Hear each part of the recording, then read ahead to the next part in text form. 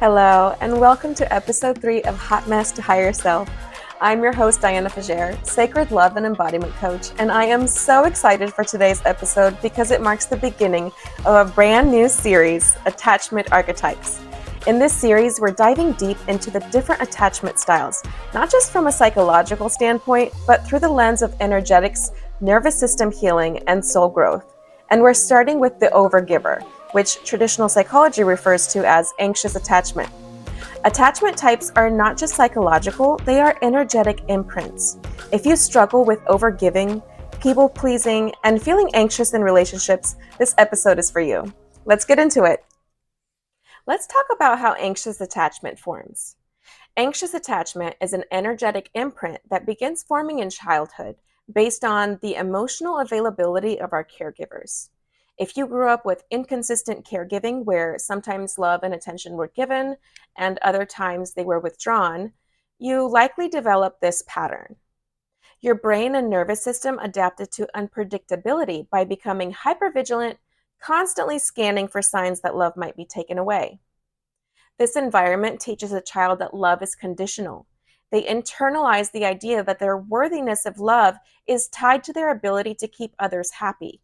This belief drives them to suppress their own needs, emotions, and desires in an effort to maintain connection. Over time, they develop an identity centered around caretaking, believing that if they can do enough, be enough, or give enough, they will finally receive the consistent love they crave. This pattern leads to chronic overgiving, emotional exhaustion, and a deep-seated fear of rejection or abandonment. Energetically, this pattern manifests in the body, creating significant imbalances. The overgiver often experiences an underactive or blocked solar plexus chakra, which is responsible for personal power, self-worth, and confidence. When this chakra is weak, the individual struggles to assert their needs, fears setting boundaries, and often allows others to dictate their emotional state. On the other hand, their sacral chakra, which governs emotions and relationships, becomes overactive, making them highly attuned to the emotional needs of others while neglecting their own. This results in emotional dependency, a tendency to merge with partners, and an inability to self-regulate without external validation. Beyond their chakra system, this attachment pattern also impacts the nervous system. Overgivers tend to live in a constant state of hyperarousal, where their bodies remain in a heightened fight or flight response. Their nervous system is wired to anticipate rejection, abandonment, or any slight shift in emotional availability from others. This can lead to anxious behaviors, such as texting repeatedly to seek reassurance, over-apologizing, or overanalyzing interactions in an attempt to prevent loss. It becomes exhausting, both emotionally and physically. This attachment imprint also influences identity. Over time, the overgiver may struggle to define who they are outside of their relationships. They become so accustomed to centering their lives around others' needs that they lose sight of their own desires, goals, and self-expression. Their sense of self becomes blurry, and they may find it difficult to make decisions without external validation. This loss of self contributes to feelings of emptiness and loneliness, even when surrounded by people. Another layer to this is how energy leaks occur. Because overgivers often pour into others without boundaries, they may feel drained, fatigued, or resentful without understanding why. Their energy is constantly being pulled outward, leaving little space for replenishment. This creates a cycle where they give even more in an attempt to receive love, yet it only leaves them feeling more depleted. Without consciously reclaiming their energy and setting emotional boundaries, this cycle continues to reinforce itself. To heal this attachment wound, it is crucial to bring awareness to these patterns and begin reprogramming the subconscious mind. Inner child healing is a powerful tool in this process. By revisiting the moments where love felt uncertain and offering the younger self reassurance, the overgiver can start to shift their beliefs about love and self-worth. Visualization exercises, such as imagining themselves as a child receiving unconditional love, can be deeply transformative as well. In addition to inner child work, grounding practices and nervous system regulation are essential. Breath work, meditation, and somatic practices help to calm the hypervigilant state, creating a new internal baseline of safety. Learning to cultivate self-soothing mechanisms rather than seeking reassurance from others is a game changer for breaking the cycle of anxious attachment.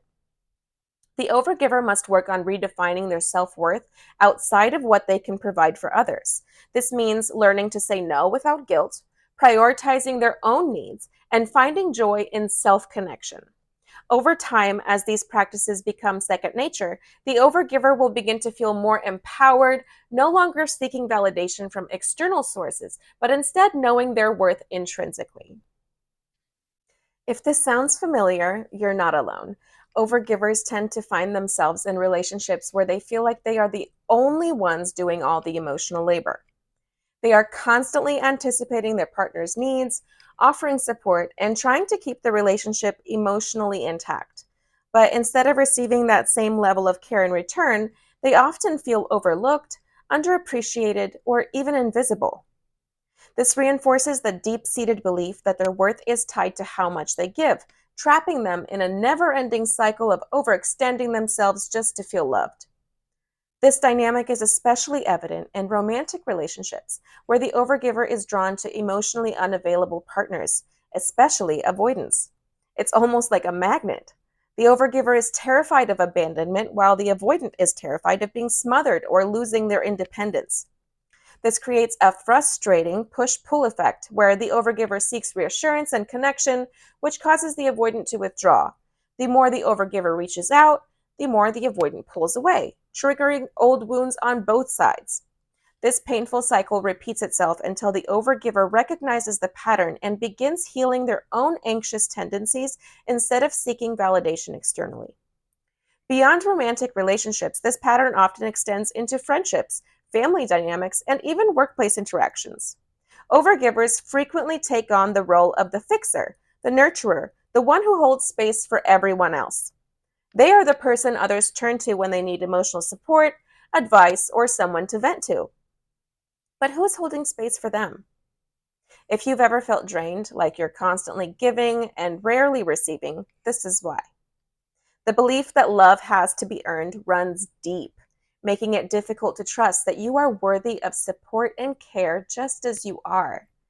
In family dynamics, overgivers often fall into the role of peacemaker, the one who takes responsibility for maintaining harmony. They may be the ones mediating conflicts, making sure everyone is okay, or carrying the emotional burdens of their family members. This can lead to deep-seated resentment over time because their emotional needs are often ignored or deprioritized. Since they were often conditioned in childhood to suppress their own desires to keep the peace, they continue this pattern into adulthood, struggling to ask for what they need or set firm boundaries. Work relationships can also reflect this imbalance. Overgivers may find themselves in roles where they take on extra responsibilities, work late hours, or become the emotional support system for their colleagues. While they may be seen as dependable and caring, they may also feel undervalued, unrecognized, or burnt out. Because they derive a sense of worth from how much they do for others, they often struggle to advocate for themselves, whether that's asking for a raise, delegating tasks, or stepping away from draining commitments. Energetically, overgivers often feel depleted because their energy is constantly being extended outward. Their solar plexus chakra, which governs self-worth and personal power, remains underactive, making it difficult to stand firm in their needs. Their sacral chakra, responsible for emotional connections, is often overactive, making them overly sensitive to the emotions and needs of others while neglecting their own. The shift begins when the overgiver learns that their needs matter just as much as the people they care for. This means practicing self-trust, strengthening personal boundaries, and prioritizing emotional well-being. It's about breaking the habit of seeking validation through giving and instead allowing themselves to receive without guilt. When the overgiver begins to stand in their power, they attract relationships that are balanced, reciprocal, and fulfilling. Ones where they feel valued simply for being, not for what they can do for others. Healing from the overgiver pattern requires a multi-layered approach that includes nervous system regulation, energetic healing, self-worth practices, boundary setting, and inner child work. This process is about shifting from external validation to inner stability and self-empowerment. One of the key aspects of healing anxious attachment is learning to self-soothe instead of seeking external validation. Because overgivers tend to live in a state of hyperarousal, constantly scanning for signs of rejection or disconnection, regulating the nervous system is crucial. Practices such as deep breathing, vagus nerve stimulation, cold exposure, and movement-based activities like yoga or shaking can help bring the body into a state of safety and calm. Grounding exercises like walking barefoot on the earth or focusing on sensory details in your environment can also create a sense of stability within. The solar plexus chakra governs self-worth, confidence, and personal power, areas that overgivers often struggle with. Energetic healing techniques can help balance and strengthen this energy center. Repeating affirmations like, I am enough exactly as I am, and my worth is inherent, not earned, can rewire limiting beliefs around self-worth. You can also practice visualization. Imagine a golden sun expanding in your belly, radiating warmth and strength, filling every cell of your body with confidence and self-trust.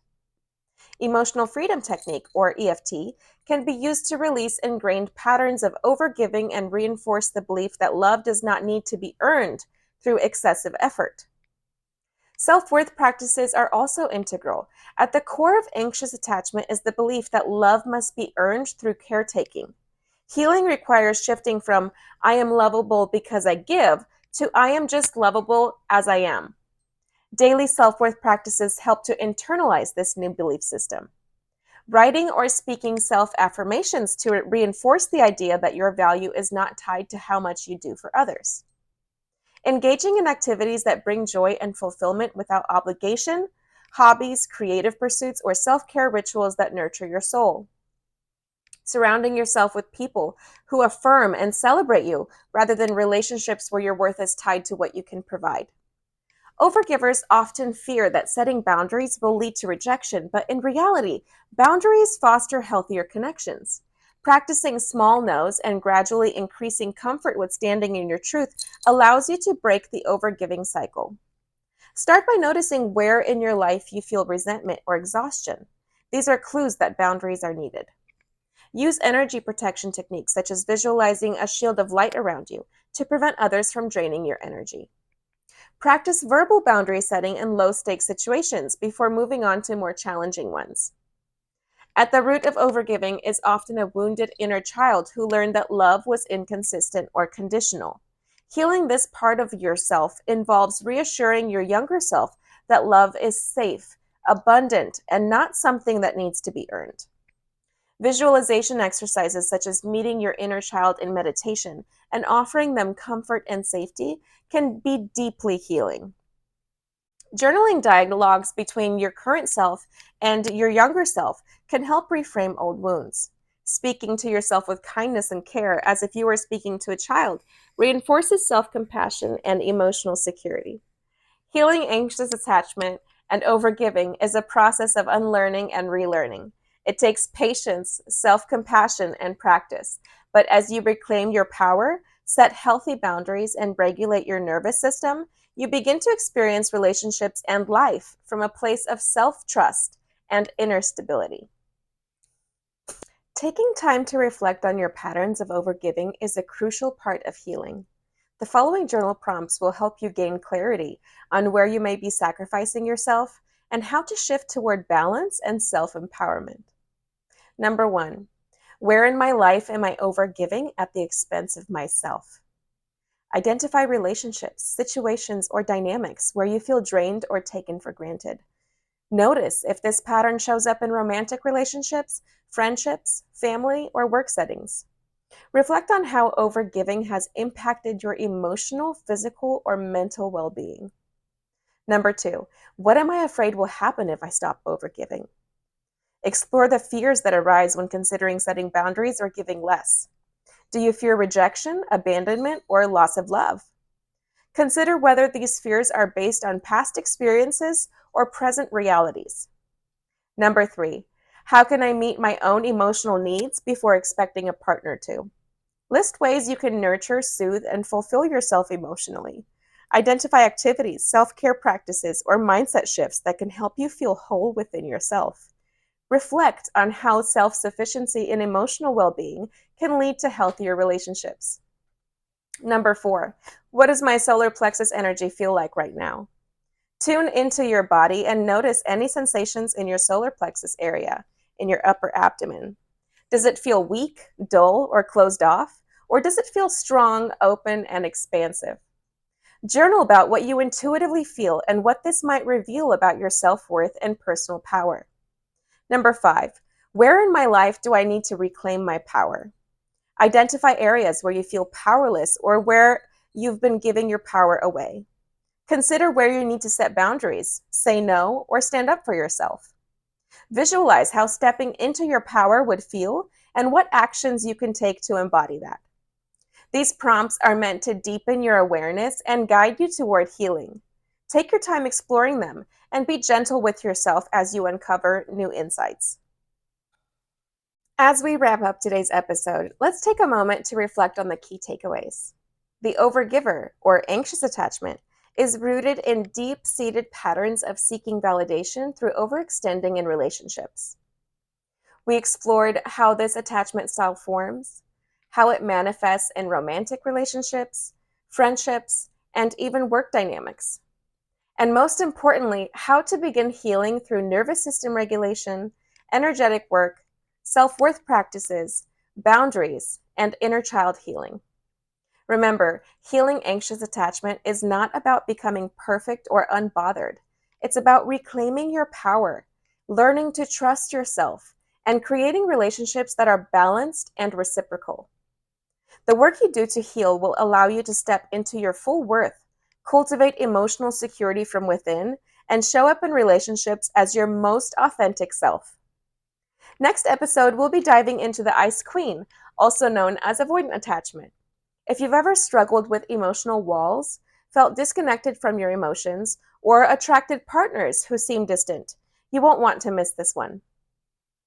If today's episode resonated with you, I invite you to connect with me on Instagram at dianafagere.coach, where I share more insights, healing techniques, and personal reflections. You can also check out my free attachment healing guide to start integrating these practices into your life. Link is in the show notes.